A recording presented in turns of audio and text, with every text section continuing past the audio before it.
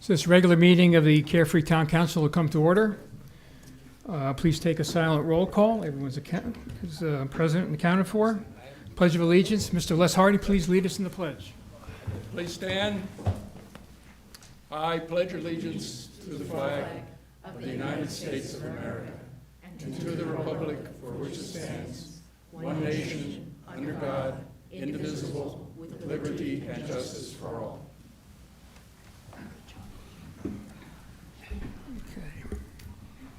And as we begin, I would just remind everyone to speak loudly into the microphones.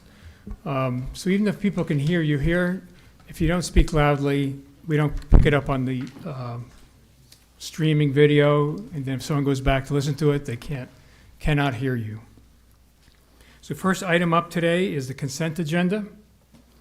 All items listed hereunder are considered to be routine by the town council and will be enacted by one motion. There will be no separate discussion of these items unless a council member so requests, in which event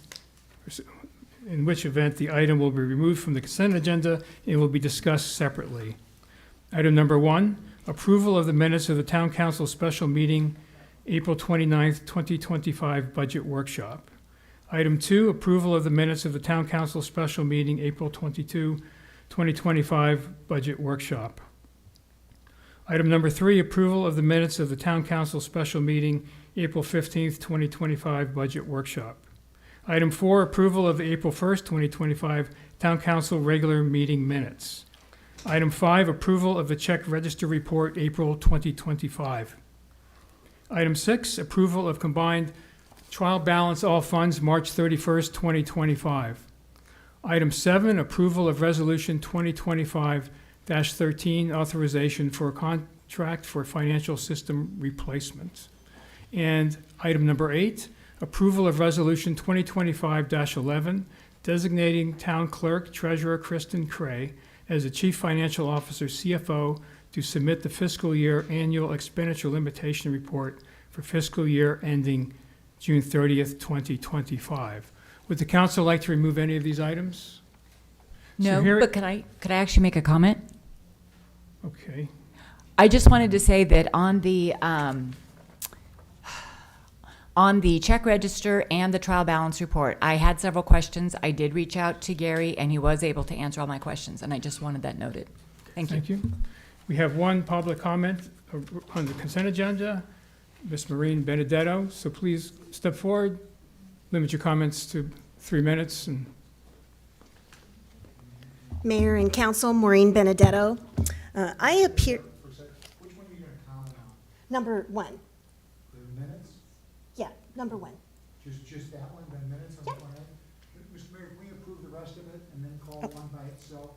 Okay, so just to be clear, though, you wish to comment to the approval of the minutes of the April 29th meeting? Not the approval. I just but I wanted mean- to make a comment about number 1. That item. Okay, just so we're Yes. clear, so there'll be no misunderstanding. Okay. So what we'll do is I would entertain a motion to approve items 2 through 8. I second. Okay, all in favor? Aye. Opposed? Passed unanimously. Thank you. Okay, Thank go you. right ahead. Thank you. Yeah, I just wanted to say I appeared and asked questions at the budget workshop, and I feel that I'd like you to explain how public input from the workshops were considered and how our input will be used for the outcome of the 133-page draft budget document. So, Is there any changes to the minutes you have? Because the budget's actually another item on the agenda if you want to talk there. that's my only thing. So you want me to ask my question again during budget? No, I'm just trying to Oh. figure out if you had any specific changes to the actual minutes. Is there any? No, I just appeared and Okay. the minutes showed that I appeared, but it didn't say what I was talking about. So I'm just saying I'd like the council, Would you include that in the minutes then? Would you talk? yes, Okay. yeah, that's great. Thank you. Okay, and I think when we do the budget, you're welcome to come back up because we could talk about the balance of your question, of your comment. Okay. Thank you. Okay. And so this is the way our minutes work. We use what's kind of like, and correct me, Kristen, like an abbreviated written summary of the minutes. And we do that because now we have a recording. So if someone wants to go back and understand exactly what happened, they can go to the recording and watch the video. And in fact, coincidentally, I listened to all the comments to all the workshops earlier today, and you can listen, and the audio is clear. You can hear everything. Okay. So now I would entertain a motion to approve consent agenda item number 1. I move that we approve consent agenda number 1. Second. All in favor? Aye. Aye. Opposed? Passed unanimously. Thank you.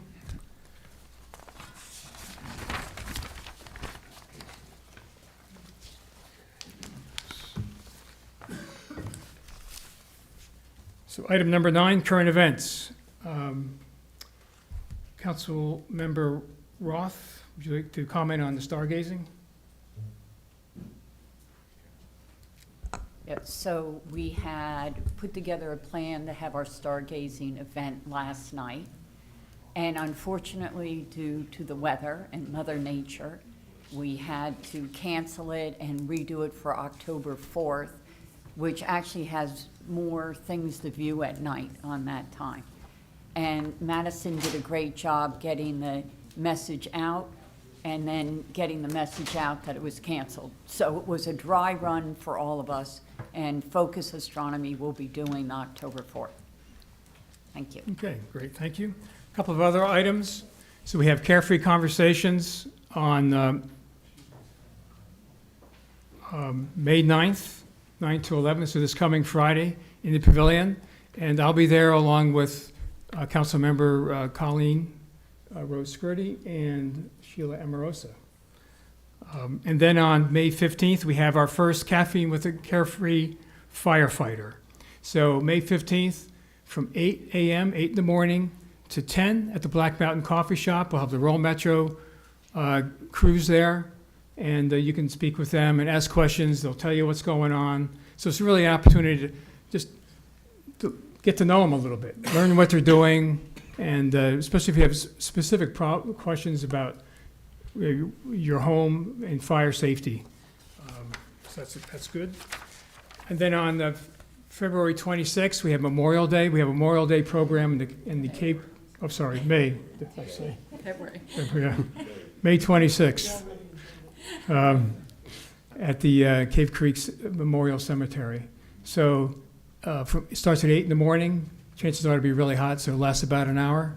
We have Boy Scouts and folks from the DAR, veteran speakers, a local student from Cactus Shadows will sing national anthem. It's a very nice program. So I just encourage you to come out. Parking is across the street in Pima Norte, next to the Heritage. You walk across the street, it's easy. And it's a good way to start Memorial Day. It's always just a really nice event.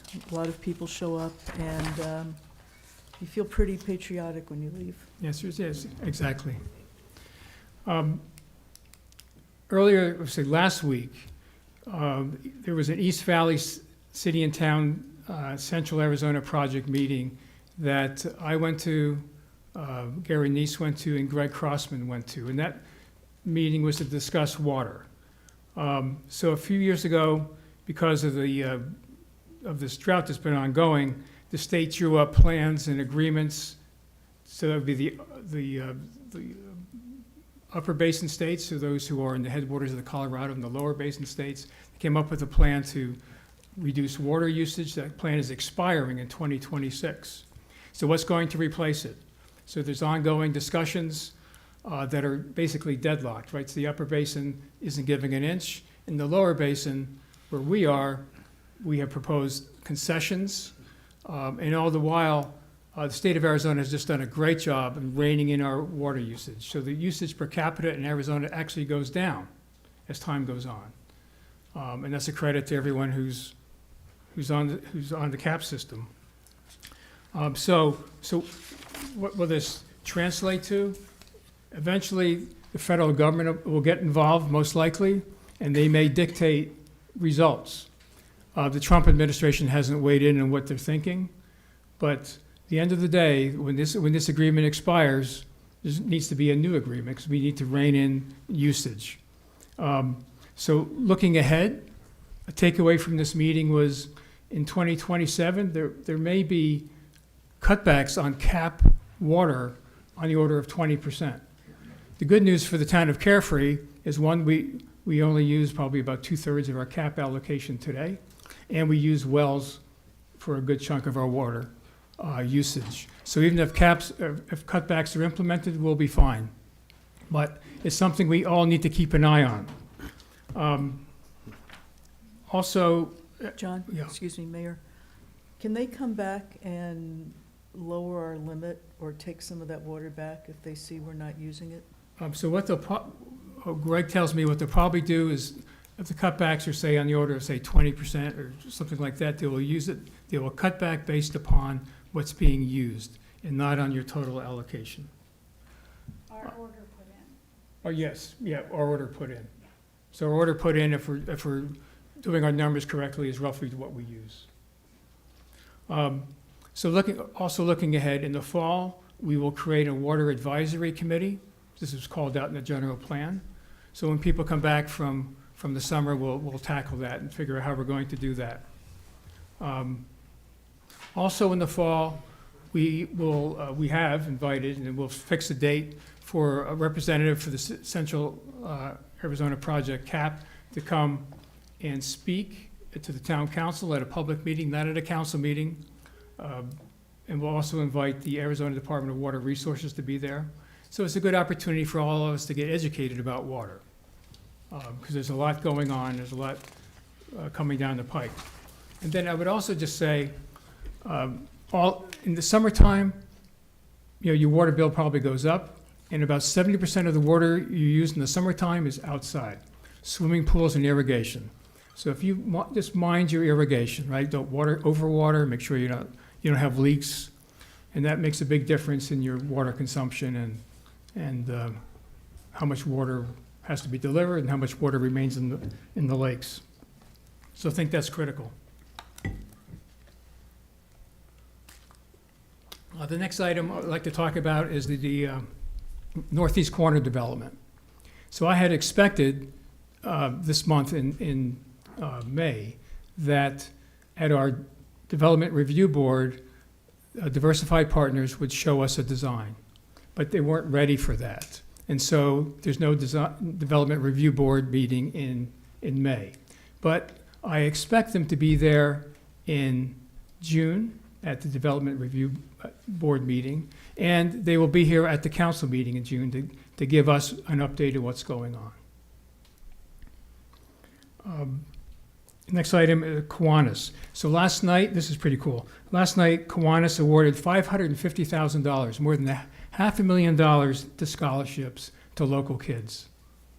So, and how does that happen? Yeah, exactly. So how does that happen? That happens because of the marketplace in Cave Creek. And so when you give them your stuff, or when you go there and buy things, you're making that happen. So I know Les Hardy, who's here in the audience, is a member of Kiwanis, and Kiwanis is just great. It's great for our town, and it's great for all our neighbors. So thank you to Kiwanis. It's located in Cave Creek, but it's the Carefree Kiwanis. That's right, it's the Kiwanis Club of Carefree.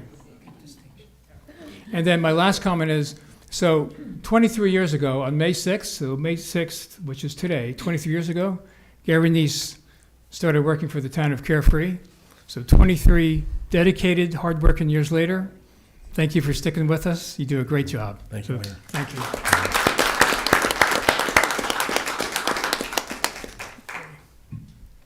So that concludes current events. So item number 10, review, discussion, and possible action to approve Resolution 2025-09, adopting the tentative budget and bottom line for the fiscal year beginning July 1st, 2025, and ending June 30th, 2026. Mr. Neese. Thank you, Mayor, members of the council. Nice to be here on a cool, drizzly May day. Enjoy it now because we all know what's coming in the near future. Today, for the benefit of those that have not followed the budget process, we'll briefly outline the timeline associated with the budget, the priorities, provide a high-level overview of the budget, and then summarize the town's expenditure limit and finally conclude with the action before the council tonight. As outlined during the budget workshops, the foundation for the budget originates from the strategic plan. That strategic plan the council approved this winter after a series of workshops with a facilitator. The budget is the implementation tool of that strategic plan. There's deliverables spelled out in that strategic plan, and the budget is the mechanism to implement those items. The budget is covered in a 6-month timeline, 3 independent phases. The evaluation phase takes place between January and February, and staff looks at their respective workloads, roles, and responsibilities, and issues associated with their workload. Then we begin to forecast the revenue and estimate the service contracts and the increases associated with that, and we identify any additional operational expenses. We take all that data and we share it at the workshops. We concluded our workshops last month. There were 3 workshops. The first workshop, we went over roles and responsibilities and the workload associated with staff and some of the goals for the next fiscal year. The next workshop, we went over the numbers associated with that workload. And the third workshop, we blended the narrative and those numbers together in that program-based budget that has been out in front of the council and the community for the past couple of weeks. Those workshops were all broadcasted, recorded, put on our website, and also after each one of those workshops, we sent out a digital newsletter to our residents that had the hyperlinks to those respective workshops, in addition to the presentation material that was shared. So a very transparent process that we engaged as many people. Looking at the number of views, I think it's anywhere between 300 and 400 total views in total of those workshops. So certainly people are watching, listening, and coming into town hall and engaging us when there's questions. So I think it's working fairly well. That leads us to the approval process tonight, in which we adopt the bottom line in preparation for a final consideration, the budget hearing in June, with the the target being the beginning of the fiscal year on July 1st. These are the areas of emphasis as spelled out in the strategic plan. Obviously, public safety is an important issue that we always address every year. Investments in our aging infrastructure. It's not getting any younger, just like any one of us, and we have to make investments in there. So there's strategic projects within our infrastructure. And community development, most notably, the progression after you update your general plan is to update your zoning ordinance. So we will have a comprehensive update of our zoning ordinance beginning this year. And every one of these elements, there is citizen participation associated with it. And we will continue to commit to articulating what we're doing, how we're doing it, and try and get people involved in the respective process. So our digital communication channels, they're improving. Madison is doing a great job, and we're continuing to engage our residents through those means. So let's put some numbers to the body of work. This is our overall budget, a dashboard, if you will, of our budget. It outlines forecasted revenues that fuel the town's operational costs, called our general fund, and anticipated expenses by category. These categories are further broken down and explained in the program-based budget. So let's start on the left side of the slide. This is our revenues coming into our general fund this next fiscal year. You can see approximately $8.5 million. On the right side of the slide, this is our total operational expenses of about $7.7 million. Do the math, there's a surplus, a minimum surplus of $700,000. I say minimum for a couple reasons. When we forecast our largest contributor to our revenue stream, local sales tax, it's approximately 63%. That's a 5-year average of $5.32 million. We do not use the past actuals. We use a 5-year average, and that insulates ourselves from the volatility of sales tax and the performance of sales tax. I can tell you that the last fiscal year, that sales tax collection was actually $1 million above this 5-year average. So we already have $1 million buffered into that 5.32 million. In addition, the earned interest that's off of our investments was about $500,000. That's not included. That speculative earnings are not included in this forecasted $8.5 million. You add the potential of that $500,000, you add the potential of us performing at last year's level, that's $1.5 million. You add it to that $700,000, now our surplus could be $2.2 million. So that surplus could be anywhere from a minimum of $700,000 to $2.2 million. We have a couple other revenue lines under this budget here. State shared revenue is numbers that are given to us by the state of Arizona. They have forecasted about 1.75 in state shared revenue. And our cost recovery model is the fees that we charge, and we'll be discussing this in an agenda item a little bit later on, fees that we charge for services provided by town staff, so licenses and permits. That's a lion's share of our daily workload. And if you walk into town hall, you can see us meeting with residents and business owners and people looking to invest in their respective property. And there's permits involved with a lot of this stuff. So about $1.4 million that goes against the salary line within our general fund. So it covers up to about 2/3 of the salaries that we pay our employees. Looking over at expenses, once again, about $7.7 million. The public safety is always one of the largest investments that we make, led by our contract with Rural Metro. So about $2.9 million in public safety. Our operations and salary and benefits for our 16 employees, who you heard from at our first workshop, equal amounts, about $2.2 million each. And then risk management, nominal amount, comparatively speaking, of about $440,000. So these are the reoccurring expenses within our operational budget. Now let's look at the one-time expenses, and those are our capital projects, divided into 3 areas: public works, street maintenance, and town center. We're looking at mainly investments in some aging culverts and repairs that need to be made due to monsoon activity. In the summer months, we get a lot of damage to those features. So we've programmed in about $400,000. Also around town, our street signs, so they're not getting any younger either, and they fade, and we have to replace them, about $50,000.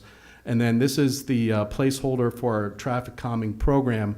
We have a policy there that we have a placeholder in our budget that we will partner with local communities to do traffic calming within their neighborhoods. It gives them a little skin in the game and the town a little skin in the game in coming up with solutions that meet the needs of the respective neighborhood. So about $465,000 in public work facilities. The street maintenance project we've talked about extensively with the previous 2 workshops. They cover the streets within Rolling Hills and Carefree Shadows. Those are some of the oldest asphalt streets within town, about 50 to 60 years old. Typical life of asphalt is anywhere between 25 and 40 years. You do preventative maintenance cycles on asphalt to extend the life. Once again, 50 to 60-year-old asphalt, we've done our job. Now it's time to deal with some of the structural defects within that old asphalt, and that's what this program entails. And I believe at the last workshop you heard from a resident in that neighborhood that said the structural cracks are so wide, there's weeds growing up through them. That presents issues because that means that the cracks are going all the way down to the base, and that's where it compromises the integrity of the structure. That's why you need to do a mill and overlay. So when we program about $2.5 million for these streets, as I articulated at our last workshop, we aim for a ceiling, and that ceiling is based on our bid process for our last mill and overlay, which happened to be this past fall. We had 3 bids. We took the ceiling of those bids, and we projected, based upon the volume of material that we will use, we will have about $2.5 million budgeted there.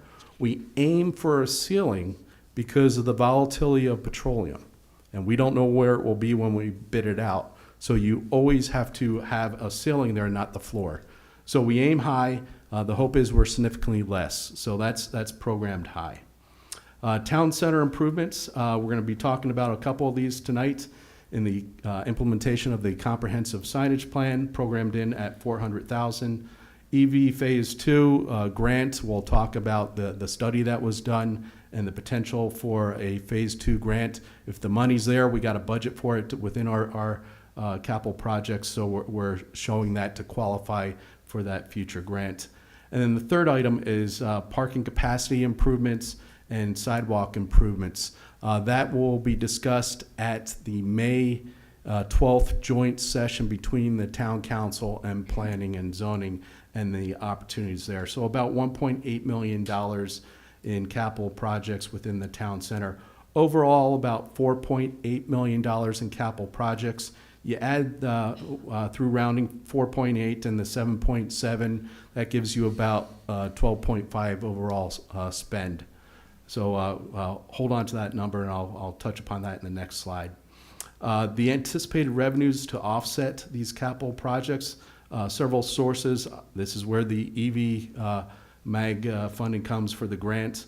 We have the Highway User Revenue Fund 285 and the UTCAP. This is a fee that Southwest Gas pays us on an annual basis. We collect up a pool of money, and then we spend that pool of money. So that those two line items will go against the street maintenance project up here. So they're restricted funds mainly dedicated to street maintenance. This is the general fund contribution. This is our surplus. And once again, that surplus could be anywhere between $700,000 and $2.2 million. And based on how our sales tax performs and our interest performs, it could be more, it could be less, but it would reduce what we take out of capital reserves. But being conservative, looking at a maximum here, we could have a potential of $3.2 million that we take out of capital reserves. But let's talk about our fuel tank, our capital reserves, our savings account. It's at an all-time high of over $15 million. So what does that tell you? We're investing in our infrastructure, we're saving money, building our savings account, and we have a structural surplus in our operational budget. We're doing very well. And I said this during our budget workshops, and I'll repeat it again. The fiscal health and the physical health of Carefree has never been better. So once again, that $12.5 million figure, if you take in grants of $1.5 million and you add that to that 12.5 in addition to a $500,000 budget contingency, that brings that number up to 14.5 million. That's the overall expenditure that we'll be considering tonight in association with that resolution. But from a expenditure limit analysis, you take that number, there's exclusions, statutory exclusions to this expenditure limit, which total about 2.465 million. And the total expenditures then that we have against that expenditure limit are about $12 million. Our statutory expenditure limit, where a permanent-based adjustment community, is 13.22 million, and that brings us under the expenditure limit of 1.177 million. So Mayor, members of council, the action before you tonight is the adoption of Resolution 2025-09, which establishes the bottom line expenditure of $14.5 million. The resolution also establishes the public hearing date for the budget of June 3rd.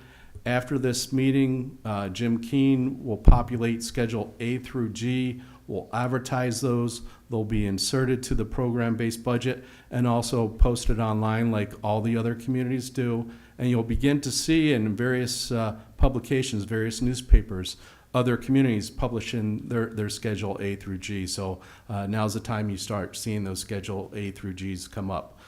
So Mayor, members of council, that concludes my remarks. I'll be glad to address any questions that the council might have. Okay, very good. Well, thank you, Gary. You had a question? Yeah, I wanted to correct the record. Thank you, Mayor Crane. We had our final budget, this is correcting the record. We had our final budget workshop last week, and there were some statements made by Councilmember Roth that were factually incorrect, so I wanted to correct the record.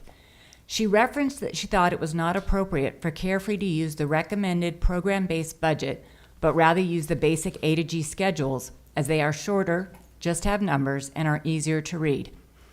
She referenced 5 other towns, Bisbee, Benson, Clifton, Taylor, and Pine Top, and said 4 of the 5 use just the basic A to G schedule, which is incorrect. Benson also has a program-based budget with 189 pages. Bisbee has a program-based budget with 111 pages. Taylor uses the A to G schedule along with an 89-page auditor's financial report that is issued at the end of the calendar year. The style of the budget is the city or town's choice, but one of the recommended styles is the program-based budget because it explains a lot more than just the A to G schedule, which is the minimum required report by the state of Arizona.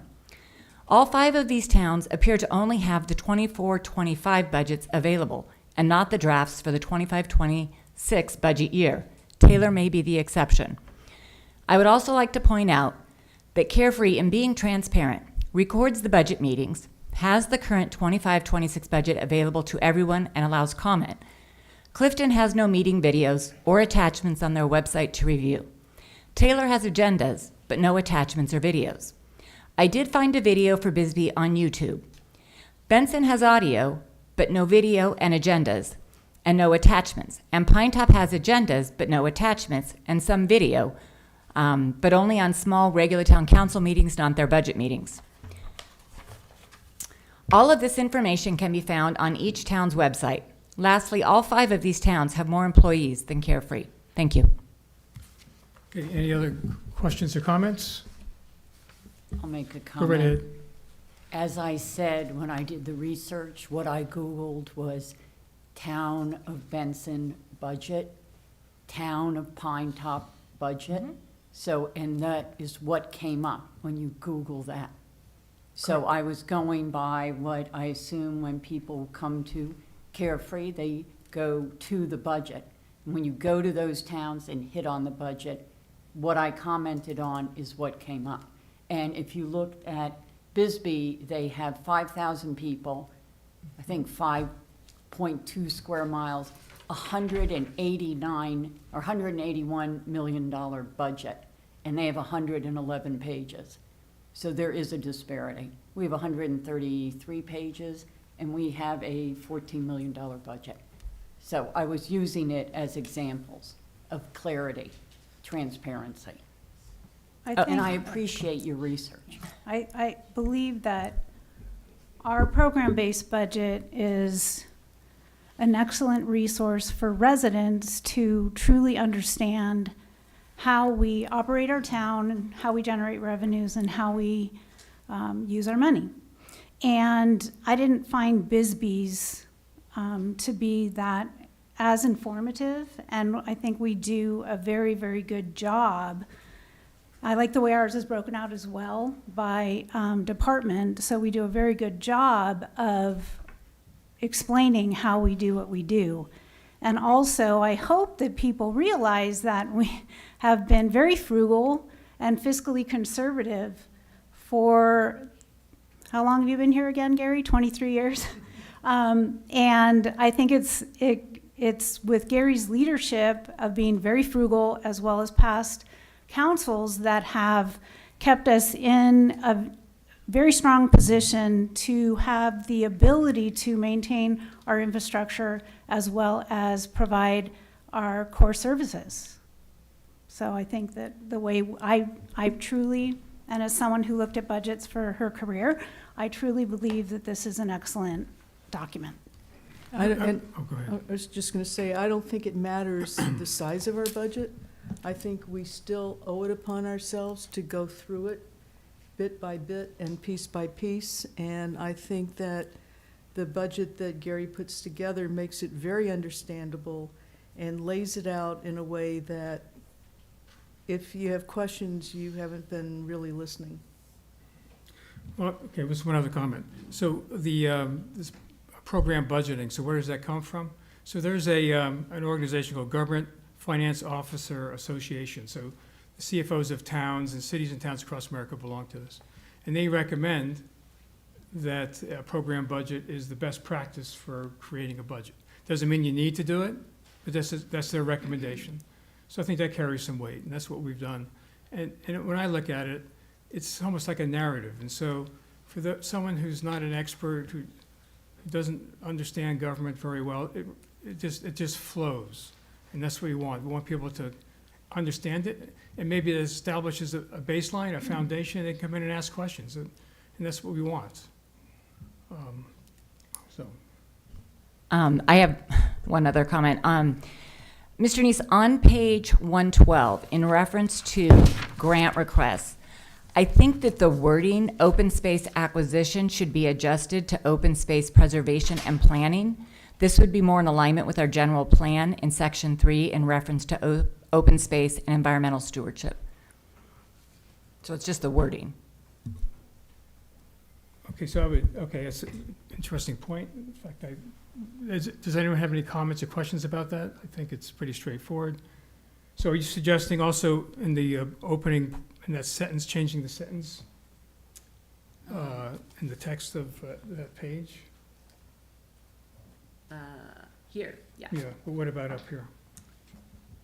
I think so, to make it in an Okay. agreement, yeah. Okay, so what we're looking at is page 112 of the budget. And on page 112, it talks about grant funds and potential grant targets, right? So it lists 3 things: fire and EMS portable radios, EV Phase 2, and the last one is open space acquisition. So what's being proposed is that instead of open space acquisition, it reads preservation and planning, correct? And preservation, in my mind, would include acquisition, possibly, but this is just a placeholder in case the town gets a grant. All of these things are placeholders. So if we look at the text, I don't know if you have this, Gary, with you? Could you put the text on this page on the screen? Actually, no, I don't have that Okay. on this computer here. Sorry. Okay, well, I'll Yeah. make it, I can walk through this. So, it says basically in the paragraph, the town will collaborate with Carefree Park leaders to identify, assist in grants that could help offset the potential acquisition costs of the state land property across from Sky Ranch Airport. I would suggest that we make it more broad. It should read, the town will assist in grants that could pay for potential costs in support of preservation and planning of open space. So it covers not only Carefree Park, it covers Land Trust up north, it covers our gardens, anything. It doesn't detract from the potential grant target description. In fact, it makes it more broad.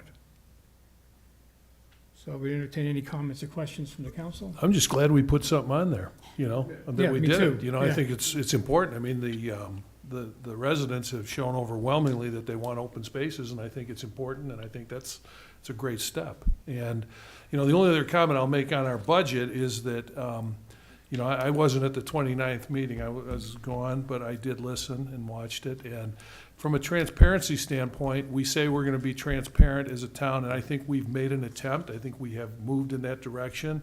And I think we're willing to listen to more transparency, and if there's things that people want as far as the way this budget is laid out, I think we'll listen. I don't think it's in stone that it has to be what it is, but, suggestions are helpful, and we'll try and be more transparent. Okay, well, thank you. So Gary, can we make those changes to that page 112? Yes. Okay, other questions or comments from the council regarding the budget? So hearing none, we'll have public comments. We have 3 slips. Number 1, Mr. John Trainer. So please each of you, please limit your comments to about 3 minutes. John Trainer, 25-year Carefree resident. Good evening, Mayor Crane, members of the council, staff, people in the audience, people out in the nether. I have a confession to make right up front here, is I didn't read those 134 pages. I had no intention of reading those 134 pages. And the reason is that in those 25 years, well, not early in those 25 years, but somewhere along the way, I did attend numerous budget meetings. And many of those were arranged by the town administrator. And I would say that after you've heard a half a dozen, you probably did need to hear that much more, other than the particular details that make sense. And for me, I didn't read 134 pages. It sounds to me like some of you read some of it. I don't know how many of you read all of it. I would doubt all of you read 134 pages. That's just my opinion. Anyway, during the last meeting, the subject of bonding came up, and I've heard that we are a town that does budget as you go along, or pay as you go along, pay your own way as you go along. And the one that strikes me is the water project. It keeps coming up. That was not a pay as you go along. And I did hear the term ratepayer debt. I think a question came up as to the town's debt, and that was corrected to be the water company's debt. And then ultimately, it turned out to be the ratepayer debt, which means you and me and lots of other people. So when we look at bonding going forward, I think we need to be pretty careful about what we tell people. And a $30 million 5-year plan sounds like a lot of money, and I know it doesn't happen all at once, but it sounds like a lot of money. I think we really need to be careful looking at that as we go forward. And taking the advice of staff, that's great, but they're not engineers, most of them. So we need to look at that carefully. A name came up recently of Patrick Neal, that I think at one time was the general engineer for Scottsdale. And I understand that he was pretty helpful in Carefree with some planning at some point. Unfortunately, Patrick Neal passed away a couple of years ago, so he's not around to tell us how we're doing. But I think engineers are who we need to listen to in general. So I've talked to you about the length of the budget, and ratepayers, you know, that was a little disturbing. Anyway, I do appreciate the effort that goes into it, but over the years, what I've noticed is the detail has become more a show of pictures, graphics. They've gotten more sophisticated, but I don't know how much they've enhanced the process. At the end of the day, the numbers are what makes sense to people. We have a lot of people that understand numbers, and when You just have to wrap it up. okay, when you give them the numbers in plain sight, it's much better than fancy graphics. Thank you. Okay, thank you, John. Okay, Ms. Maureen Benedetto.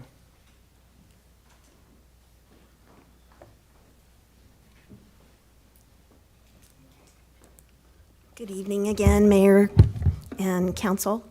I just wanted to say that unlike John, I did go through the arduous pages of the budget. And I think the document is very similar to Cave Creek's in format. However, ours is not transparent.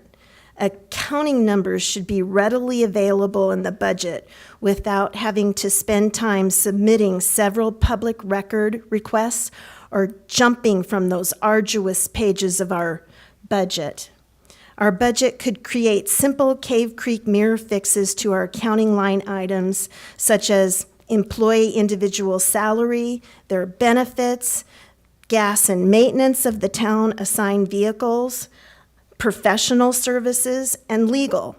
None of that, unless you go back and forth to all the different pages, can you find anything, and then you really don't get the answers that you want unless you go out to a public records request. And Kristen's great, by the way. She's on top of it. I think Carefree should adopt the same transparency of Cave Creek, where residents don't need to be directed to so many laborious pages of our document. Okay, well, thank you. And what I'm happy to do is I'll print out a copy of the Cave Creek budget, and we can come into the office and we can sit down and review it together. And because okay, you may not wish to, but the offer is open. One thing we do, if you look back on previous budgets and this budget, because you might not think we listen, but this budget actually has salaries in it for all the employees. It's a step in the right direction. Like Councilman Johnson said, we can always do things better. We learn, but there's maybe some things in that Cave Creek budget and the way they do things, which isn't ideal either. So anyway, I'm happy to talk about it if you wish to engage. If you change your mind, I'm always here. So I would say that we have increased the transparency of this budget document based on feedback from previous years. So I disagree that we are not being transparent. You can always, okay, but you can always do We, better, obviously. that goes without saying. Yep. Nothing is perfect. Okay, Mr. Les Hardy. Oh, I wanted to speak on the signage issue. Oh, sorry, okay, go right ahead, okay. We'll call you up then. Mr. Nimsky, are you registering a form for this? Yes. Come on up, okay, go ahead, fill it in and come up and speak.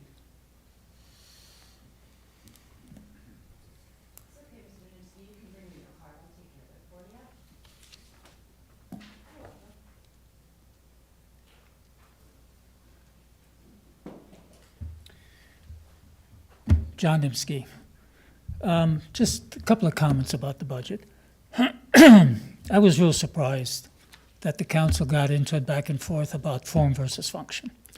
I mean, at the end of the day, there are multiple versions of a program budget, and there are other types of budget that can be created. Zero-based budgeting is a process, for example, that can be applied. My overall review of this budget, and I did read 133 pages. God, don't ever make me do that again. It's 119. Huh? It's 119. Well, I must have double counted. I mean, there were a lot of good things in that budget, but one of the things that I missed is a little bit more detail about certain sections of the budget. I happen to be part of a number of finance committees. I'm chairman of a couple, and I guess I'm a detail freak, for lack of a better word. And so there were sections of the budget that had considerable amount of detail, but there were other sections that were more like a summary than a budget detail. And so if going forward, we can kind of be consistent and just be very detailed, Lon's point, I think, was well taken, then I think a lot of this criticism about the budget will just go away. Thank you. Okay, thank you, John. Okay, so we have no additional comments, so we'll close the public comment part of the program. Any other questions or comments from council? So hearing none, I would entertain a motion to approve Resolution 2025-09, a resolution of the Town Council of the Town of Carefree, Maricopa County, Arizona, adopting the tentative budget and bottom line for the Town of Carefree for the fiscal year beginning July 1st, 2025, and ending June 30th, 2026, and calling for a special meeting and public hearing. Motion to approve Resolution 2025-09, a resolution of the Council of the Town of Carefree, Maricopa County, Arizona, adopting the tentative budget and bottom line for the Town of Carefree for the fiscal year beginning July 1st, 2025, and ending June 30th, 2026, and calling for a special meeting and public hearing. Second. Okay, we have a second from the Vice Mayor. Any other comments or questions? So hearing none, all in favor? Aye. Opposed? Passes unanimously. Thank you, and thank you for the discussion.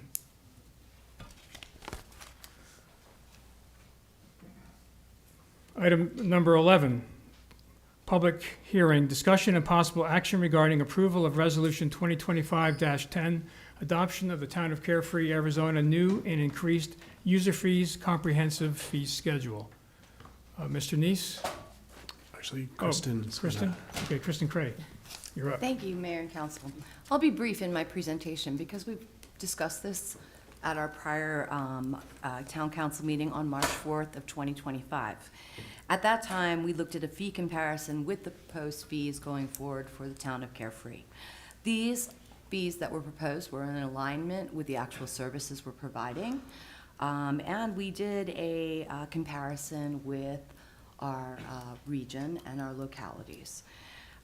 So how we looked in the market. It also included a detailed user fee report.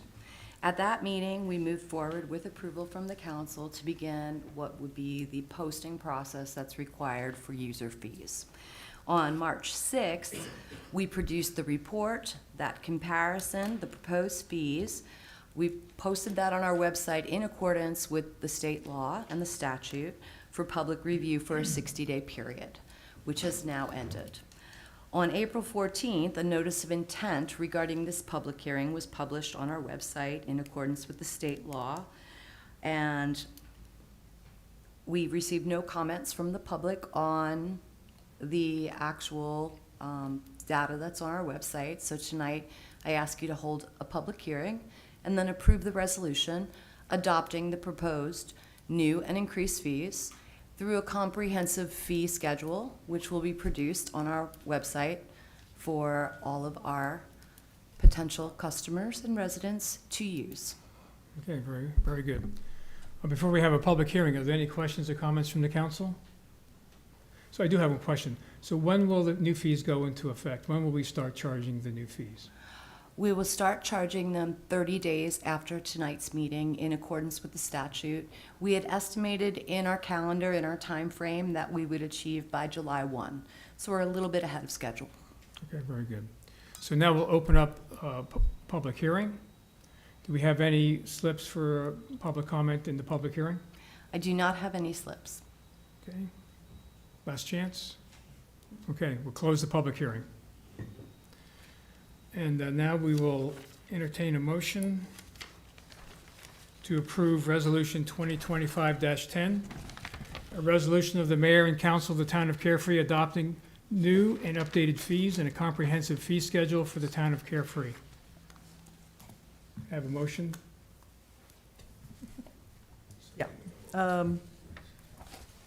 I move that we adopt resolution number 2025-10, a resolution of the mayor and council of the town of Carefree adopting new and updated fees and a comprehensive fee schedule for the town of Carefree, and excellently presented. Thank you. Thank you. Okay, any other comments or questions? Hearing none, all in favor? Aye. Opposed? Passes unanimously. Thank you. And thank you, Kristen. Good job. Thank you. Item number 12, authorization of capital improvement funds for Town Center Comprehensive Sign Plan, final siding, fabrication, installation, and lighting, and award of contract to Summit West Signs. Mr. C.J. DiMaggio. So for those who don't know, C.J. is our town engineer. Good evening, Mayor. Thank you. Good evening, members of council. Before you this evening is the product of a close collaboration among town staff to implement the town center sign plan that the council approved at its May 7th, 2024 meeting.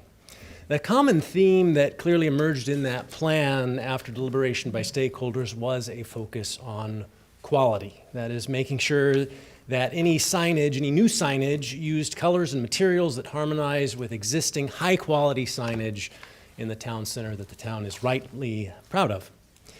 Tonight, you're asked to consider award of a contract to make that sign plan a reality. The sign plan was already budgeted in the current fiscal year 2025 budget, and that same placeholder has been extended, as you just saw, in the fiscal year 2026 budget. We have received a bid from what appears to be a very qualified and accomplished bidder that promises to meet our technical specifications as well as our budget.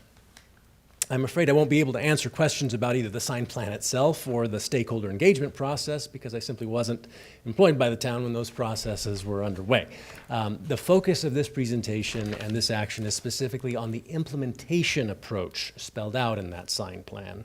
That is to say, how we specified what kinds of signs the town was hoping to purchase and install, how town staff conducted that solicitation, the mechanics of that solicitation, and how those signs should be installed. So it has taken us a long time to get to this point. The town has had a lot of stops and starts, many of which were completely outside of the town's control. The sign plan actually started in 2019 as part of the Village Center Master Plan, but was paused for 12 to 18 months or thereabouts because of COVID lockdowns preventing stakeholder engagement and meeting. A draft plan came before the council in 2023. but was tabled because of a desire to contain costs and to focus on only the highest priority items within the plan, which led to another round of stakeholder meetings before a revised plan was finally approved by the council on May 7th, 2024. 6 more months elapsed before I came on board as town engineer in November 2024. One of my many duties is to oversee the preparation and implementation of the town's capital improvement plan, including solicitation of individual capital projects like this one.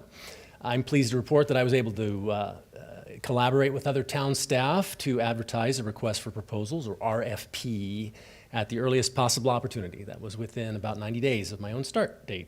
That RFP was published from February 12th of this year until March 27th, about 6 weeks.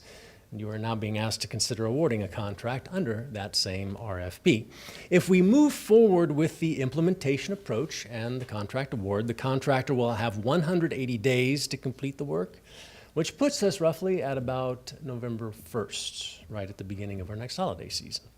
That said, we can't necessarily promise that delivery date in stone, unfortunately, because we continue to face some special challenges that are going to continue to be completely outside of the town's control, namely with tariffs on imported steel imposed per Section 232 of the Trade Expansion Act of 1962, leading to some uncertainty in material availability. It's important to keep in mind that the approved sign plan is a collection of suggestions and recommendations for which we are looking to a qualified contractor to make a reality. The sign plan in itself does not prescribe exact dimensions or materials of each sign or each component of each sign, but rather, as you see here, for instance, a set of colors that harmonize with our existing features and landscape and existing signage. Unlike a lot of public infrastructure projects that are designed and detailed at a very fine level with engineering drawings and specifications, this is necessarily a design-build process in which the town invites a qualified firm to use its experience and creativity to make the town's vision a reality. We're following that process out of necessity because the town is looking for customized signage that meets the town's unique needs and context. These are custom signs, one of a kind, not standard equipment that can be pulled off of a shelf. This is an excerpt from the May 7th, 2024 sign plan that shows the proposed locations of the proposed new signs. These consist of 3 gateway signs. I apologize, it's so small, but those 3 gateway signs would be the 3 orange markers at the corners of the hat. 4 directional signs on our main arterials of Tom Darlington and Cave Creek Road, 4 directional signs on streets within the town center, and then 1 kiosk also within the town center. These sign locations are approximate. They were selected by the town's consultant, Kimley Horn, to accomplish a few objectives in tandem. First, catch drivers' attention in good locations without inhibiting visibility or safe travel. Secondly, to not conflict with other signage or utilities. And third, to be within the public right-of-way. That third requirement presents a special challenge in Carefree because it's not at all obvious where property lines are. For instance, I recently collaborated with one town center business owner who was interested in reconfiguring and restriping their parking spaces and sidewalks, and it turned out that 1/2 of each of their existing parking spaces was on public property, and the other half was on private property. 1/2 of each space. So that's very unusual in most cities, but because Carefree has a more seamless, more fluid interspersing of public and private rights-of-way and spaces, we have to do our homework when we envision a project like this. We don't want to inadvertently, of course, place one of our signs on private property, so that's why we're going to survey in these proposed locations once we settle upon them to make sure they are in a public right-of-way where town staff can safely maintain them and have legal rights to do so. This is the mix of designs shown on that map you just saw. Please note the 12 parking signs that are indicated with the asterisk are proposed for fabrication only rather than installation.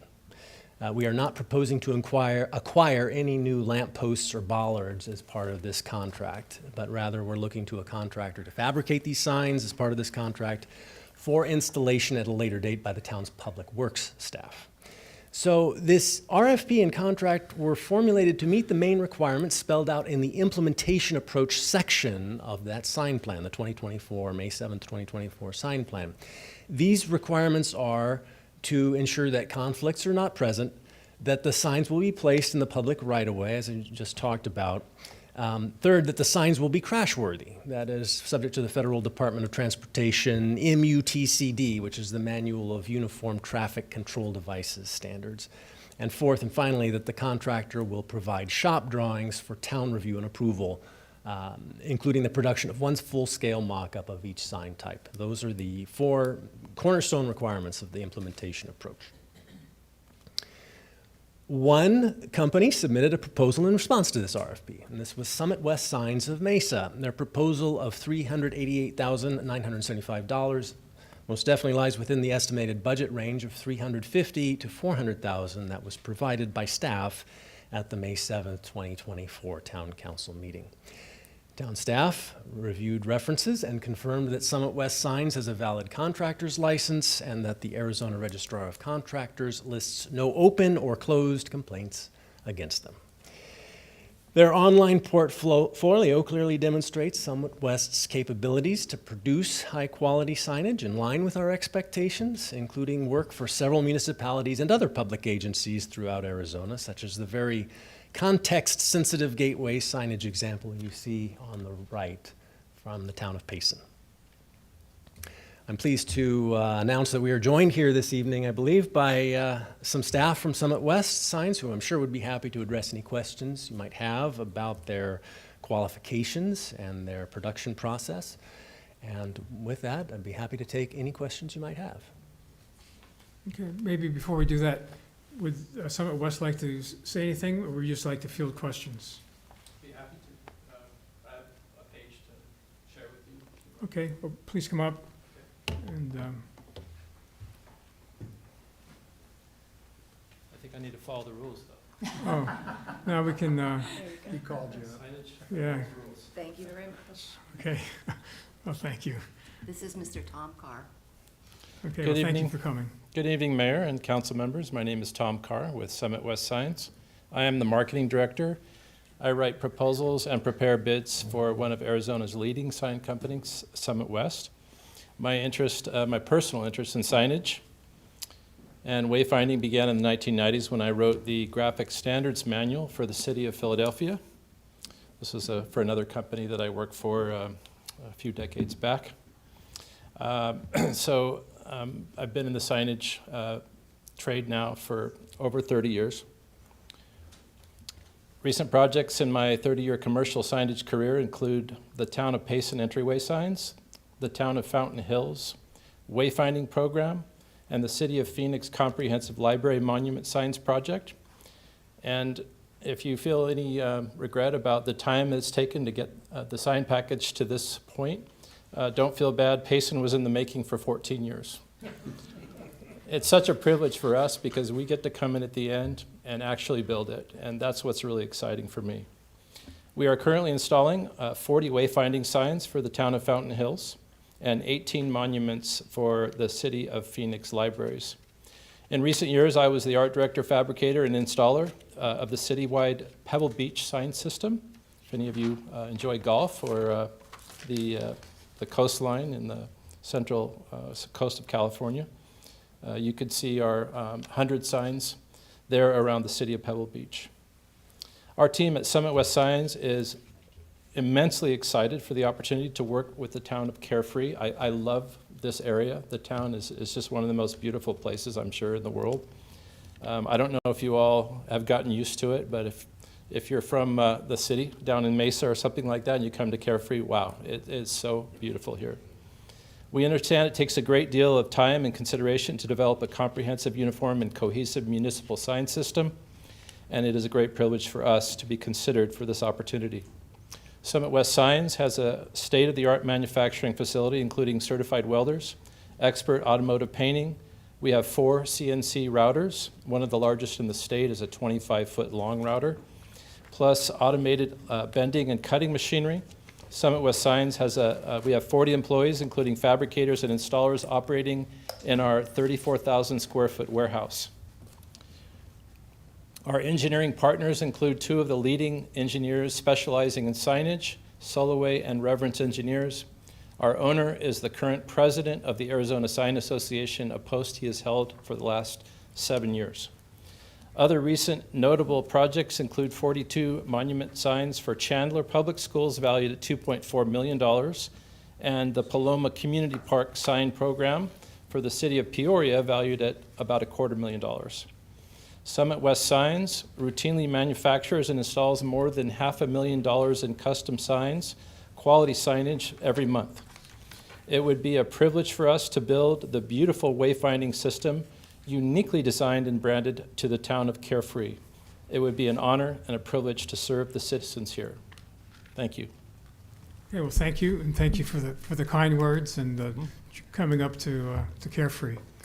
I have one question, then we'll open up to other questions. So where is the factory located at? Mesa. Okay. Yeah, northern Mesa. So everything is made there, designed there, the whole nine yards? We build in-house. Yeah. Okay, very good. Okay, other questions or comments from council? Okay. So you prepared the shop drawings for all of the signs, and you're going to create mock-ups? You might be surprised to find that I can have the shop drawings completed and submitted to you this week. That's impressive. The prototypes will take longer. Okay. Okay. Thank you, Tom, for coming and explaining things. This was a surprise. We didn't know you were going to come, so I'm glad that you're here. I was also part of the stakeholders group, so I do have some questions, and we didn't see the actual bid that you would have supplied, I guess, so it wasn't really in what we received. My questions kind of and concerns are, we're looking to do this project, spend a lot of money, but we want to make sure they're going to last. And in our stakeholders group, we discuss this a lot with our consultant, and wanting the steel, having the paint on the signs, knowing that we're in the sun, all the time and having them fade, and we wanted to make sure that wasn't going to happen. And we were kind of assured that in fact would not happen. There would be specialty paints used, the quality of the steel, and we would have like a 10-year warranty. When I read everything, it shows the MAG 108.8 standard warranty, which is 1 year. It doesn't reference anything about the paint. It doesn't reference the gauge of the steel. And I think my concern I want to make sure is, and I'm seeing you here now, I'm sure you can do it. I would like to see all those specifications before I signed off on a bid. The last thing I want to do is say we're going to pay all this money and 2 years down the road we need to redo them. It sounds like your company's a great company, you do great signs. I just think I would want to be protected on our end and see the actual bid. So if you can answer any of that, that'd be great. Yes, maybe you could just talk to the gauge of steel and the paint that you would use for the signs, and how it will stand up to the Arizona sun. Right, so the first step would be to get the shop drawings to you. The steel is going to be a gauge at which you're not going to see what we call oil canning, where you see like any kind of waving or undulation going on in the sign face. So it might be 12 to 14 gauge steel. It's likely that if I understand the intent of this project, that it would not be painted. It's likely that it would be powder coated. Okay. So that would be a 700-degree oven where a powder coated finish is literally baked onto the steel. It's generally the longest lasting and most durable coating for steel. We also do automotive paint as another alternative.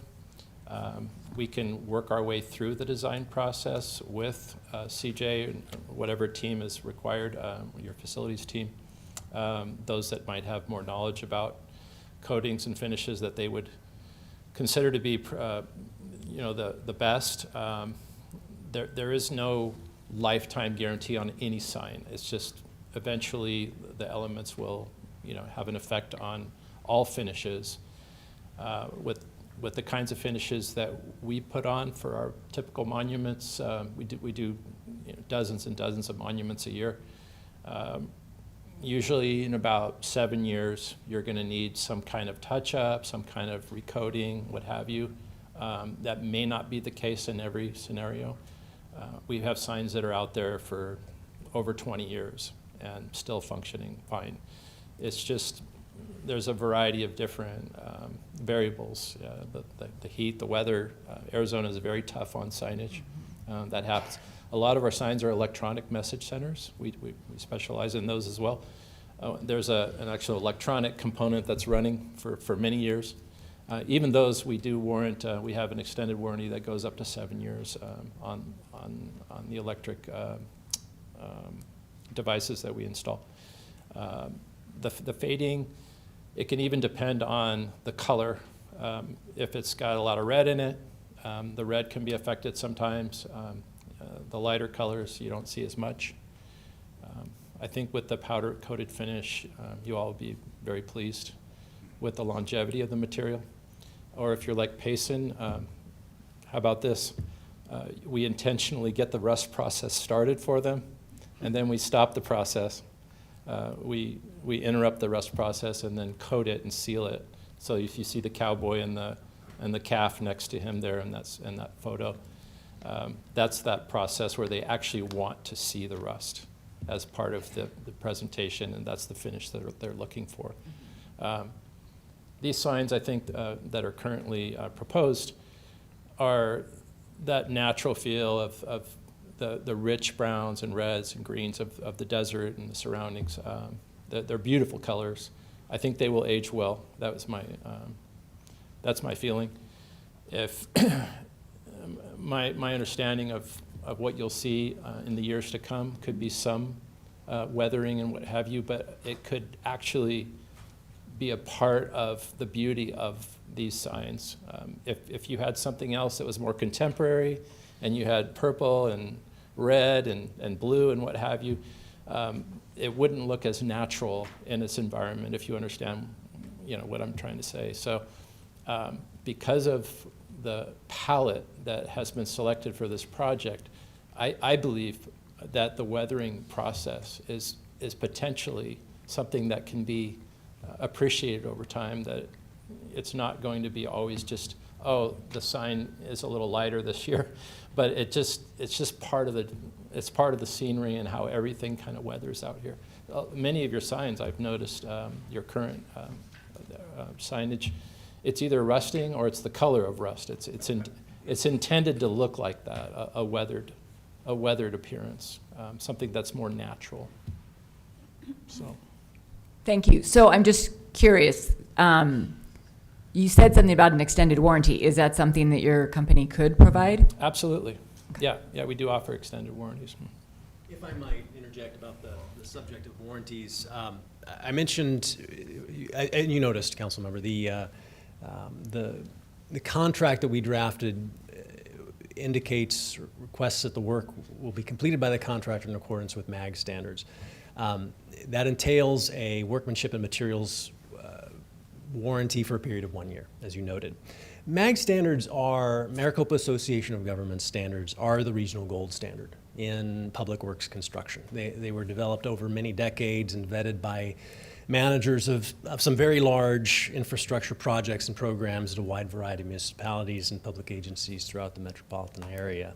It is our standard boilerplate language in public works contracting. That was not something we touched as part of this solicitation. It was something we inherited for many years going back. I would say this, we would want to, rather than put them on the spot this evening, I mean, an extended warranty, if we were all to go down to Lowe's and buy an appliance, an extended warranty would cost us something. It exposes the business that makes the warranty, extends the warranty to some risk that they need to sharpen their pencils to figure out. Potentially some insurance or bonding requirements or cash depositing. If we embarked on that, as you just heard, I think they'd be amenable to that, but we'd have to be mindful that there would very likely be a cost to that. I would say that I'm confident that the standard MAG warranty, the boilerplate MAG warranty, would meet our needs. I think we would know within a year whether we have been given a product that meets our expectations in terms of workmanship and materials. And just as a final point, I just want to point out, this sign plan one of the themes in it, as I read it, as I perceived it, was recognition that this is a town that's proud of itself, but is in flux. It's always evolving into something that it envisions growing towards. And a period of extended warranty should probably be balanced against an expectation of, or should bear in mind at a minimum, a consideration of the design life of our signage. The sign plan, we don't talk about it this evening, but it's in the sign plan. The sign plan also retires some older signs that I think there's a consensus about that are maybe a little long in the tooth, that have outlived their usefulness. And these might well, too, even though they're beautiful, they've been well thought out. These, too, in 10 or 15 or 20 years might not meet the needs of the town as well as we might have hoped tonight. And a future council and a future committee of stakeholders or a future community might want to make changes at that point. So I just wanted to add some of that color to the maybe potential preferences for warranty language and just bring that to your attention. Thank you. I'd like to go back to sort of the genesis of this whole thing. I guess about 9 or 10 years ago, we put the signs, the big oval gold signs on the wing walls leading into town, because it was like, oh my God, here's a place that's just begging to be used as advertising for our town and to pull people in. And I think that Kimley and Horn did a great job of designing these. And you had mentioned, I think, CJ, some of the other signage around town. Some of it's pretty ugly and pretty bad, and it didn't work together. The only thing that might work really well with this were those, the signs on the outside that are these colors, and they're, what is the design? I forget what they are. Is it the white writing? No, it's the ones that are this color. And there are like 2 or 3 of them. Yep. Yeah. And so those might work with these well, and maybe not, but we would leave that to you guys. I think that this captures everything that we set out to do. It's not a big town, but when you come in, you don't really know where to go. You don't see the sundial, you don't see the Kiwanis splash pad, and so this will sort of tie everything together. I think it just makes the town look really tasty. Fresh. Yeah. Yeah, so, I agree with that. The town will look much better.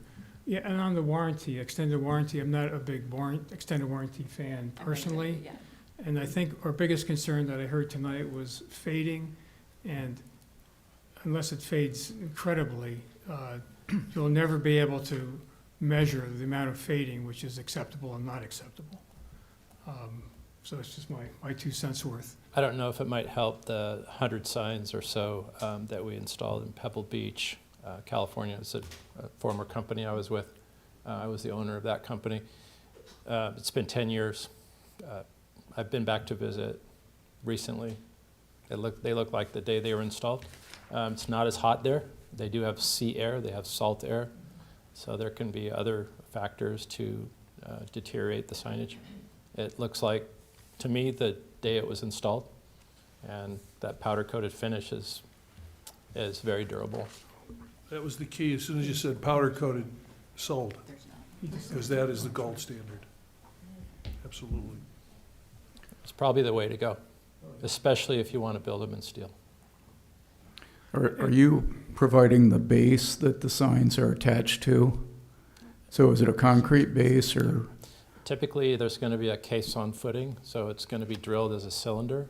I mentioned a couple of engineers that we work with. We also have ASA engineering standards that we can work off of that are pre-engineered based on the square footage of the sign and how tall it is. It's typically a drilled caisson. We have to blue stake it first and get it cleared for utilities. There's going to be some type of a breakaway device at the top of the footing where the bolts can actually break off if an automobile is to run into it. As strong as the footing is, we do have to design it so that it can protect drivers.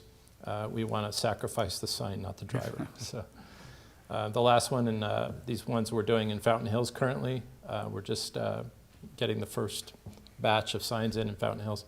They have a device there, it's called the Transpo safety system. Transpo builds a bolt that's manufactured for that purpose. That's just a spec they provided, but any breakaway that's engineered is going to work for any town. Any device that's on roads that have to be approved with the DOT and what have you. So, yeah, we're going to be in charge. If we're to be selected, we would be handling all the clearances, making sure that it's within the property lines that were mentioned, that it's on the public right-of-way. We're going to make sure that the footings are adequate. We do all the pours, the rebar, the reinforcement. We have our own cranes to lower the signs on the footings. And we do this. This is what we do every day. So we you do can a lot shim and level and true the signs. Yeah, and- yes, but yeah. when they're bolted on, you have bolts to get them squared up and level. Okay, and just a couple of observations. One, if we move forward with this project, we will have fewer sandwich boards and these other signs that are cluttering our spaces. So we've been lax in enforcing that, right, coming out of COVID, and now we have a solution which I think will help our merchants. So this will be a good thing. Yeah, one of the issues with the Philadelphia sign system mentioned earlier, there were 100 stakeholders. And the idea was to get everyone to agree that we're bringing in the new signs and the old ones have to be, just getting the old ones. It was a whole patchwork quilt of signage in the city. And getting everybody to agree to something. This is why I congratulate the town just to get to this point. There's a lot of people involved, and I'm sure not everyone is 100% in favor. And it's a big achievement to get to this point. Well, we've had a stakeholder group which I think worked together very well, exceptionally well. And that included businesses and residents. And they produced a product that you bid on. Oh, yeah, the minute that is installed, the stock in Carefree is going to go up overnight. That is a beautiful design. It's really well done. And the other thing I would say, we alluded to it a little bit earlier, this is not for you, but for us, we need to kind of gauge or measure the effectiveness of our signs. I'm not sure how we do that, but Steve Popopek, the Economic Development Director, maybe Madison, we can, but that's really important. Make sure we did the right thing, and maybe we can still make adjustments or move things if we have to or something. All right. Well, thank you, Tom. I appreciate you speaking with us. Any other questions from the council? Okay. Hearing none. We have no public comment on this, correct? Oh, Mr. Hardy. May I? Yes, sir. Good evening, council members. My name is Les Hardy. I am speaking today as a private citizen and not as a member of the Planning and Zoning Commission. I think this is a wonderful plan. I'm thrilled that the town is going to pull the trigger and get this thing done.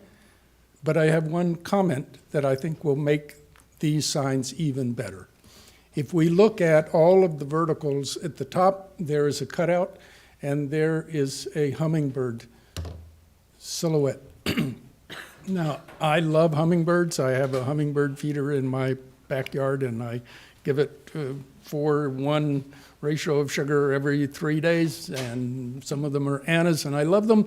But the hummingbird is not the logo of Carefree. The hummingbird is everywhere. Every town and city has hummingbirds. We have something that's unique. We have a sundial. So imagine taking the silhouette of the hummingbird out and replacing it with the sundial. Now, why do I say the sundial is the logo? Well, the sundial is everything in Carefree. Look behind you. The seal of the town of Carefree has a sundial. There's no hummingbird. In the study that the company did, I counted the number of photographs of the sundial. There was a photograph of the sundial on the first page, the fourth page, the 27th page, the 30th page, the 43rd page, and the 46th page. All photographs of the sundial and no photographs of hummingbirds.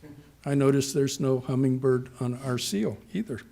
So, and if you then go to social media and just try Google Carefree, the first thing you'll get is an article which has a photograph of the sundial. So here's your choice. We can go with a really cute little creature that we all love, that's everywhere, that's 2 inches long and weighs 0.2 of an ounce and eats 6,000 to 12,000 ounces calories a day. We can do that. Or we can go with a big, beautiful, impressive structure that's 72 feet long, 35 feet high, has a 90-degree radius, and is the largest sundial in the northern hemisphere, and may be the 3rd largest sundial in the world. So we have something that's very special with our city. When we think of Paris, the Eiffel Tower. When we think of San Francisco, the Golden Gate Bridge. When we think of Cairo, we think of the pyramids. When we think of Carefree, we think of the sundial. That's what we think of, not hummingbird. So what I would ask the council to do is to leave open the question of what goes in the circle. I would imagine that since all this metal cutting is going to be done by CAD/CAM laser material, that it would be just as easy for the fabricators to do a design of a triangular sundial as it would be the flowing shape of a hummingbird. I would imagine just as easy, wouldn't cost us any more money. So I would like you to keep open the possibility that we will replace the hummingbird. God bless the hummingbird. So please just wrap it up. Okay, I'm done. Thank you. Okay. All right, so thank you for that. So that was very, very eloquent. So the stakeholder committee wrestled with this very topic, and they brought us the package that we have. And they came to an agreement, and we approved the agreement as a town council about a year ago. So, and if anyone, I think Mr. Propopek, you were there, you were probably running that stakeholder group. I think this was a topic, and it was settled and put to rest. Yeah, Mayor, Council, yeah, it was a extensive topic that we went through, and a lot of it just came down to just the way it fit into that circle, and how the sundial basically almost got lost when you started looking at it in the context of being inside the circle. It was more of an object that looks better sitting on top of something, and I think people just like the whimsical nature of the hummingbird and the whimsical nature of Carefree, and so that's kind of where the direction went. And as staff, we didn't really take a position on it one way or the other, and that's just where the stakeholders went, and that's, to your point, where council approved. Okay, great. Well, thank you. Thanks. Any other questions or comments from the council? Yeah, on looking, I agree with what Steve said. The hummingbird, you can see. If you put the sundial in, we're going to look like a circle with a slash through it, which has a very negative connotation. So I think the hummingbird's a little happier thing. If sundial, it just doesn't translate. So we'd rather Okay. not be a circle with a slash through Okay, it. good point. Good point. I like that. Okay, any other questions or comments? So hearing none, first we'll close the public comment part.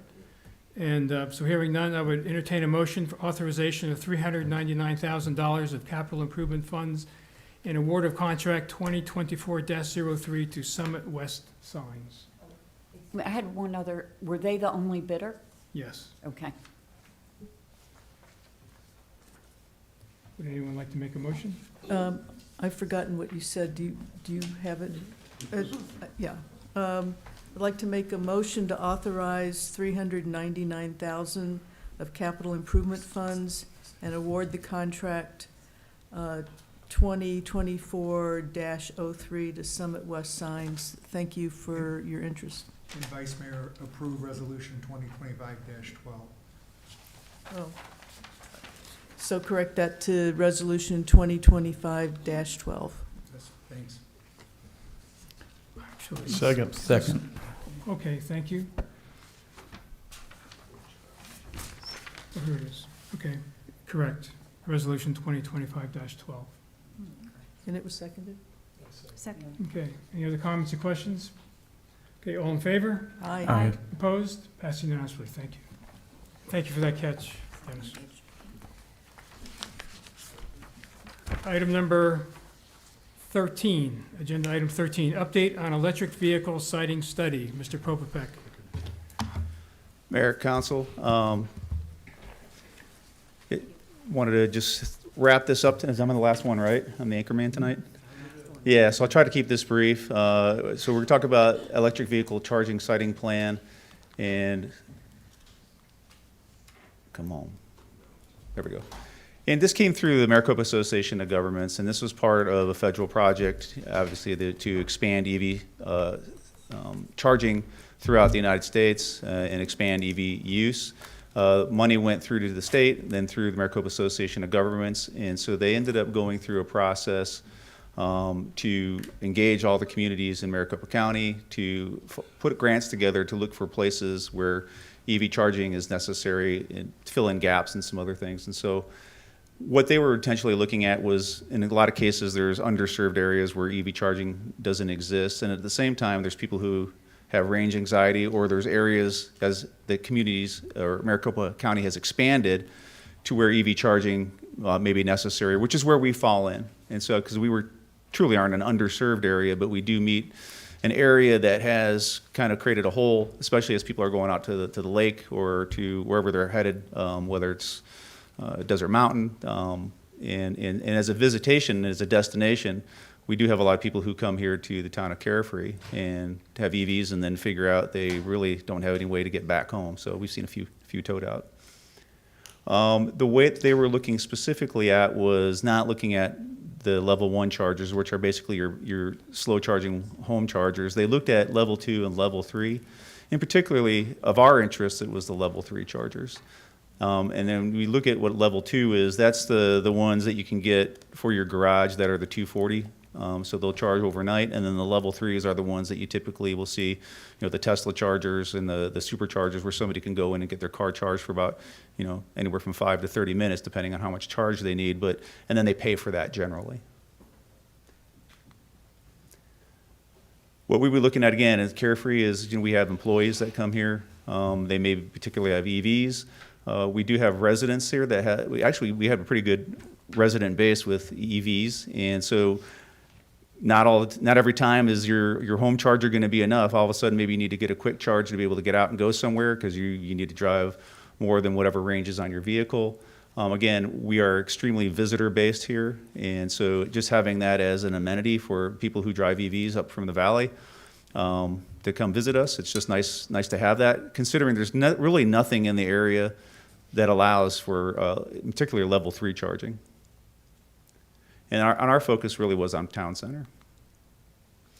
There's 2 phases of the siting plan. The first phase of the siting plan is what we were engaged in, which is, or the two phases of the project, which is the siting plan is the first phase, and that was a 100% reimbursed project. So we applied with MAG, we were awarded that grant, and so we went through, we hired somebody, and then now we are in the process. We just submitted for our reimbursement, and we'll get 100% reimbursed back for all the costs that were associated with this plan.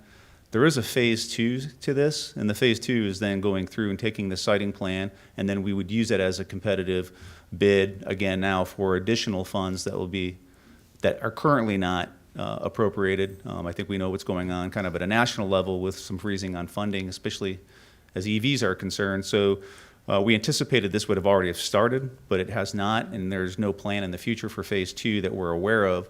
But they're hopeful that funds will be coming, probably within the next 12 months. And those funds, there is a small portion that if we were awarded, we were to go for those, that we would have to pay a certain percentage, and that's 5.7%. I don't know how they came exactly to that number, but that's what it is. And then the max that any community can get in the phase 2 would be $2 million from MAG. So we went out through an RFQ process. It was a competitive process that we went through. We ended up having 2 qualified vendors that submitted bids. We went with a company called SilSync. They had been doing these also for Gilbert. They did one, I think, for a couple of communities. I think Glendale was another one, and some others in the West Valley. Both of them were really good. Both of them came about the same price, which was pretty much the max of what MAG was willing to offer. So, but they came in under the amount, and so 100% was to be covered. They did actually a really good job of putting this together, and they really not only met what the MAG requirements were that were outlined in the program, but we actually asked for them for additional, because we're such a smaller community. You know, where Phoenix was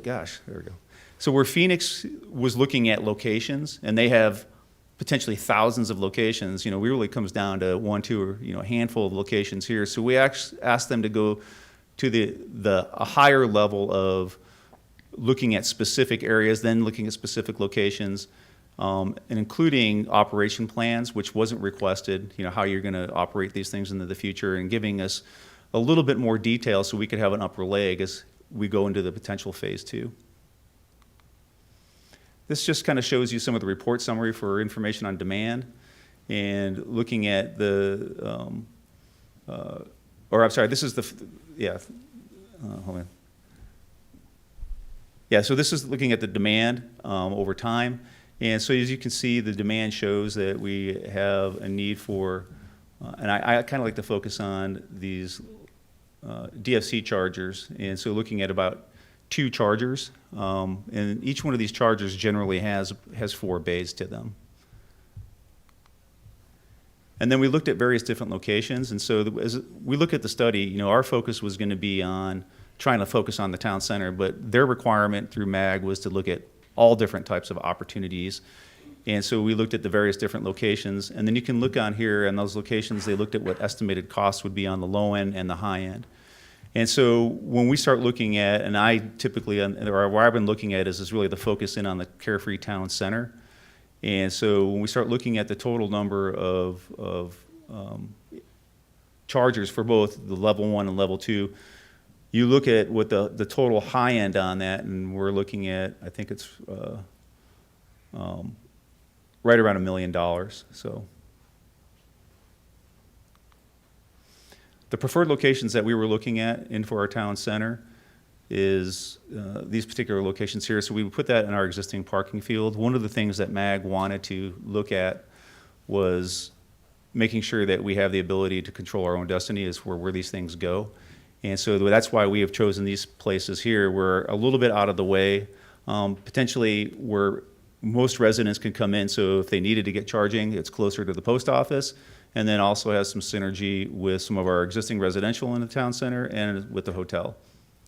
The nice thing about putting chargers in these locations is they wouldn't be taking up prime spaces in front of retailers. And so that's where our focus was even though people only spend about 15, 20 minutes, what you don't want is somebody leaving a car there or taking up space just to charge vehicles. And then we did look at operation models. And under the operation models, they didn't come up with specific costs, but there's various different companies and ways that you can go about it, whether we continue, we own these and then we have a maintenance contract, or we maintain them. You can work with a provider who will own and operate them. And so part of our homework assignment moving forward is just kind of reviewing these models and then figuring out kind of how that would work here in the town of Carefree. On top of it, you might be able to even partner with some other private, maybe we can partner with a hotel. There's a lot of options that we can still continue to look at. The one thing I did want to go back to is we looked at the costs here. When we look at our total costs and exposure, we will fall within the $2 million limit. I see our potential exposure being somewhere in the $25,000 to $50,000 to $60,000 range under that 5.7% contribution. The next steps, and again, because some of this is so unknown with where the funding is going to go for the phase 2, the next steps is really to reach out to some of these operational vendors and get a little bit better clarity on how we would prefer to move forward, or at least have those options to understand what those costs are and what the pros and the cons are for each of these particular models. And then we just need to wait a guidance to see where this is all going. We'll continue to work with MAG. And, Mayor, I know you're involved with them and you meet with them on a regular basis, try to get an update of where this is. And right now, from what I understand, and maybe you have any more update, I don't think there's been any discussion at this time for the phase 2. That's correct. Yeah, so the funding that was originally talked about for phase two doesn't exist anymore. So chances are there's no phase two. Yeah. But I'll let you finish. And Yeah, so that kind of goes to the step three is you know, we know what the costs are. We can still run these down. We can run the cost benefit analysis to see if it makes sense for us to try to do it ourselves. If we choose to do something like that, we'll take a look at it. It's fairly expensive, so I don't know what the bang for the buck is. But then again, you know, maybe we can partner with businesses. You know, maybe the local business community might want to participate. They see value in it, or the hotel would participate, and we could find a solution where we get in a public-private partnership for the town center. Or we could even look to partner potentially on the northeast corner with Lowe's, and maybe they have an opportunity to want to put something together, and we can work with them. You know, there's opportunity for us to look at it, but at least we have the basis of information. We have the foundation for how this could work, and we can make decisions as we move forward. Yeah. So in the end of the day, we had the study done. It's 100% grant, so it didn't cost us anything.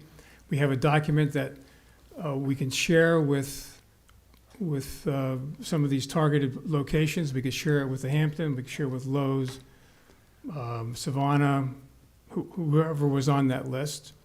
And so while the bad news is there's no phase two grants, the good news is, in the way it's going to, pretty certain it'll work, is that the Hampton will install some on their own without us. So that's really how this should work, right? Private enterprises should install these EVs without us doing it. And so the Hampton is very well along.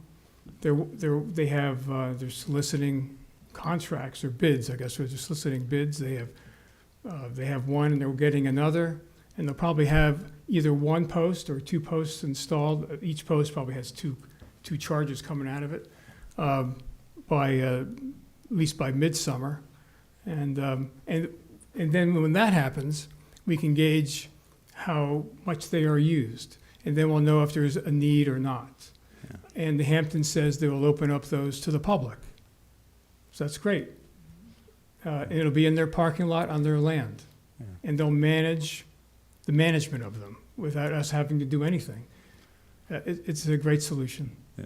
And I appreciate the comments. And so, you know, two things. One, we didn't focus a tremendous amount of time on level 2 chargers, even though those are a lot cheaper and there is value to those. But that's generally a longer charge time, and that's where you see people who park. And so there could be a potential in the future when we start looking at, you know, employees that are working here in the town at the various different businesses that, you know, maybe we have some locations where they bring their EVs and they can park in an employee area where they can get that type of charging. Or if we have fleet vehicles, if we ever look at, you know, any kind of electric vehicle, fleet vehicles where we can utilize that, or we could look at those things. I didn't go in a tremendous amount of detail because, to be honest, until I think the funding's available and we have a path to move forward, we can come back and revisit it with some of the homework we can do related to the operational part piece of this. Okay, very good. Any questions or comments from the council? Okay, well, thank you. This is just for information only, so thank you. Thank you. Okay, that closes agenda item 13. 14, call to the public. So those wishing to address the council need not request permission in advance. The public may address the council on matters not on the agenda. At the conclusion of an open call to the public, individual members of the public body may respond to criticism made by those who have addressed the public body, may ask staff to review a matter, direct staff to study the matter, reschedule the matter for further consideration and decision at a later date, or may ask that a matter be put on a future agenda. However, the council may not discuss or take legal action at this time, so please limit your comments to no more than 3 minutes. We have 2 slips. Ms. Jan Neal.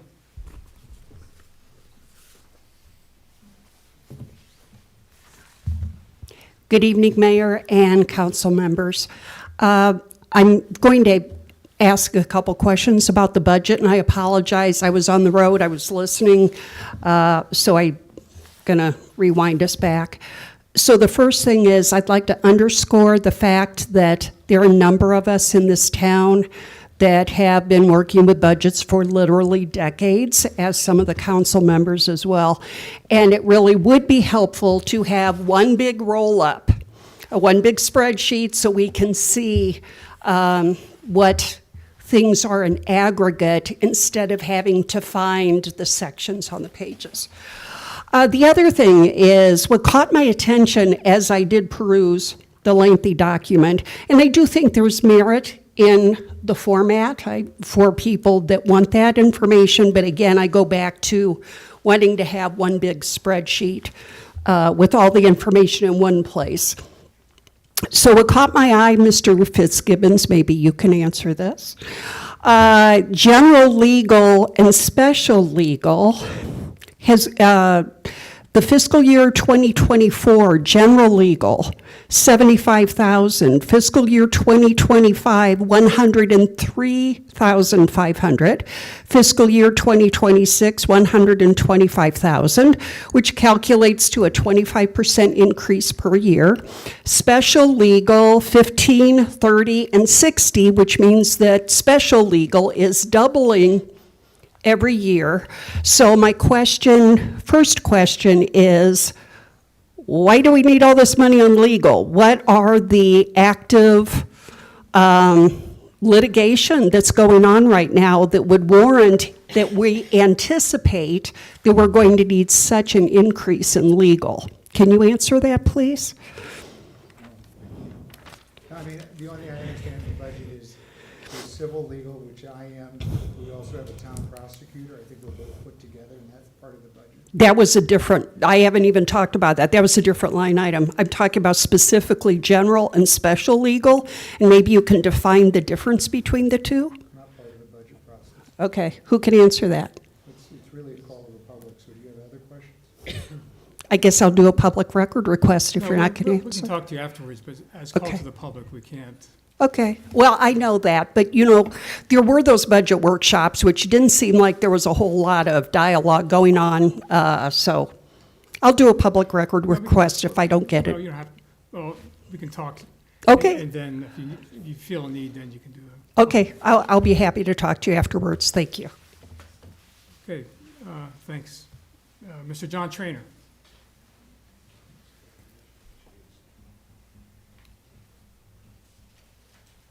I'll try to make this quicker than the buzzer this time. I had the pleasure of meeting a lady today, Diane Threadgill, who happens to be happened to have been the first town clerk of Carefree. And it was a very interesting time spent with her. Their first budget that she put together was 11 pages. And when the subject came up of our current budget, she was astounded. And she's not over the hill by any stretch of the imagination. She's really with it. She's up to speed with the cities of the League of Cities and Towns. Anyway, that was great. 11-page budget. We should get back there. Signs. I was going to ask a question about the bids, but it was explained there was only one bid for the signs. The other thing I have to mention is ordinances. We have town ordinances here for a reason, I suspect. And they're in the book. They're not enforced, but they're in the book. I could go on about sandwich signs, which can't be any of the places they are predominantly, but they're all over town. They're ugly. There's a vehicle parked for 3 weeks now, right at the intersection, the biggest intersection in town, right outside of Los Portales. It's Black Mountain Coffee Company or whatever they're calling themselves. That's obscene. It hasn't moved in 3 weeks. We have no on-street parking overnight in the town of Carefree, yet they get away with it. How's that happen? So you can't answer the question, but I think I understand. We also have contractors that park overnight repeatedly. There's an offensive Toyota Tacoma pickup truck that parks on the tea room side of town, and the truck is moved at least twice a day sometimes, always in the same spot sometimes. Somebody drives here in a Mustang, blue Mustang, parks the truck, goes home, comes back the next day, repeat.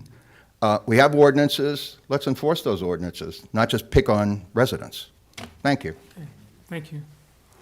Okay, we have no other slips. So that closes call to the public. And item 15, I would entertain a motion to adjourn. I move that we adjourn. All in favor? Aye. Opposed? Okay. Thank you very much.